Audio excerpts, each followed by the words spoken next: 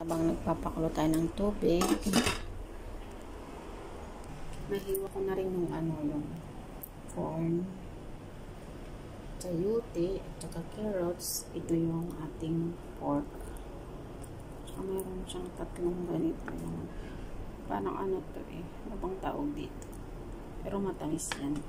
May tatlo siya. Tapos ito ay kind of mushroom. Ito. Ang laki, guys. Ang laki. Niluto ako ng soup. So, yan yung ingredients natin. Hintayin natin kumulo yung tubig. Ito na pala, guys. Nakulo na.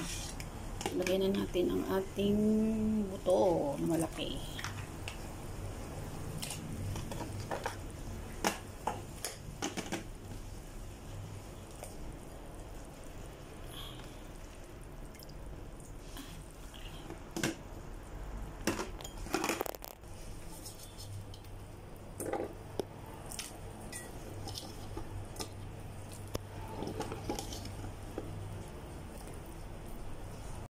Ayan na ang ating soup, guys. Kumukulo na.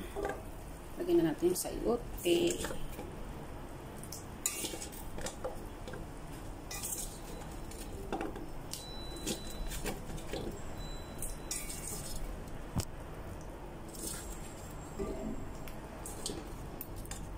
Ayan. Ayan na, guys, ang ating daming vegetables. Punong-puno ng vegetables.